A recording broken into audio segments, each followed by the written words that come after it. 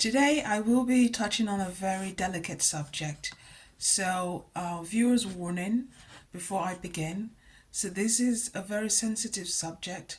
It was brought up last year, but after seeing a recent documentary on the matter, I thought that I would do a commentary and share my views on this, and hopefully push for this news to spread more wider so that people know and that the people responsible for this are held accountable.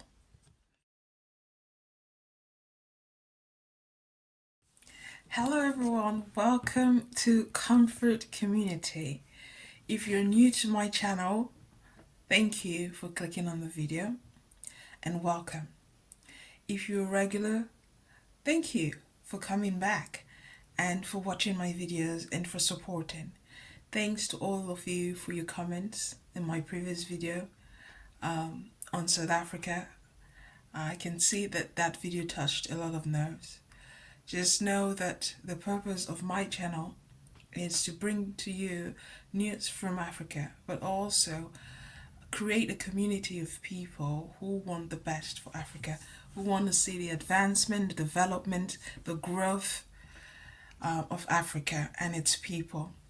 So please feel free to leave your comments, to share my videos, and of course to subscribe. So in 2002, the World Health Organization issued a global alert over the 4 cough syrups. So when we're talking about 4 cough syrup, we're talking about the ones linked to the acute kidney injuries of children in July, August, and September.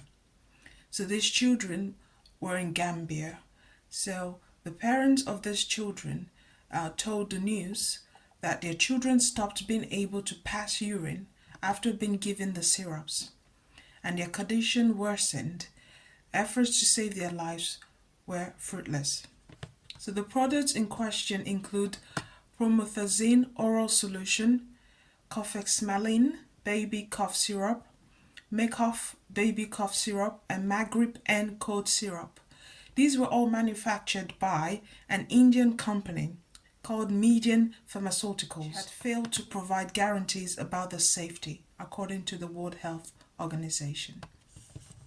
When I saw this news, it really pierced my heart as at then in 2022. And to see a new documentary made about it tells me that the issue is still ongoing and it hasn't been resolved yet. And as an accountability, people have not been held accountable, and consequences have not followed the death of these children. As of then, it was reported that 66 children died, but out of now, 70 have passed away for the same reason. The Indian government also investigated the situation, and according to the news, the firm has not responded. A lot of pharmaceutical companies go to Africa to experiment. They experiment on unborn babies, they experiment on newborn babies, they experiment on the mothers who carry the babies, and essentially they experiment without any repercussions or any real serious consequences to their actions. Buying drugs from India are said to be because of the inexpensiveness of the drugs from there, because drugs from Europe are more expensive than the ones from India. However, I do not believe that cheap drugs has to equate to dangerous drugs, or cheap drugs has to equate to deadly drugs. It's a matter of taking precautions and following the protocols in place. If the protocols are said to be followed, then there shouldn't be any death. This really is a problem in Africa as a whole, because sometimes the lack of scrutiny, the lack of due process leaves the inhabitants of countries, of African countries, really vulnerable to such incidents. 66 is a lot, 70 is a lot of children whose future has been halted by decisions to cut corners, decisions to bring out those drugs despite knowing that there was the likelihood that it would kill. And to anyone who bring out a drug that will potentially harm little children really breaks my heart. So the documentary by BBC highlighted these families crying and sobbing and saying we need justice. I'll let you watch told us that the cough syrup alert is an issue impacting multiple countries, not just the Gambia. And that the WHO continues to engage with Indian authorities to understand the source of contamination and identify other countries that may be impacted.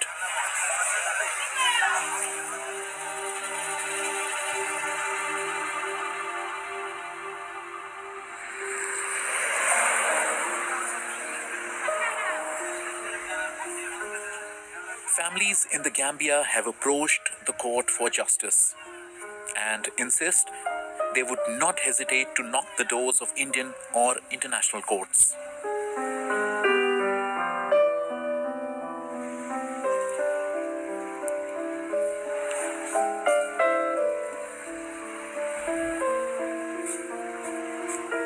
Because we need justice, because we don't want this to happen again. For me now, I need only justice. This is their story. If there's an investigation, these families are not being kept informed of this investigation so as to keep them at peace or to comfort them whilst the investigation is being carried on. The Gambian authorities, the Gambian government, has to rise up to the occasion. They have to ensure that they're protecting their citizens, including little children whose future depends on the country. I mean, what parent wouldn't want to buy a drug that is cheaper for their child when they know that they cannot afford an expensive one? When a child is ill, what goes through the parent's mind is, I want the drug that will cure or that will help my child feel better. When they go to the pharmacy, they're not thinking which one is cheap, which one is expensive. They're thinking, give me a drug so that I could give to my child. And in most cases, it's the pharmacists in African countries. The pharmacists recommend drugs to these people, to the citizens. And not many citizens are aware enough to say, no, I don't want this one, I want the other one, which leaves them very much positioned because their lack of knowledge also exposes them to a greater risk. So it's very disheartening to hear that these children have died from taking cough syrup. It's heartbreaking. It is inconceivable for me as a mother to imagine that this could happen. And it makes me stay on alert. Even though this is happening in an African country, it can happen anywhere. But this is not to say that danger is not lurking everywhere. It just makes things harder to think that you cannot even trust the drugs that you ingest. I know that pharmaceutical companies are reputable for putting money first before human lives. But this has gone too far. And there need to be consequences, real consequences that people are aware of, that people are notified of, that those parents are told and carried along whilst the investigation is going on. It is unacceptable that in 2023 that these parents are still asking for justice. Justice needs to be done. This is all from me today. I hope you all have enjoyed this commentary. If you have, please leave your comments down below on how this makes you feel. What do you think should potentially happen? What should they do? And how could we prevent such incidents from occurring again in all over Africa and of course around the world? Please feel free to share, feel free to leave your comments, and do not forget to subscribe. Until next time, take care.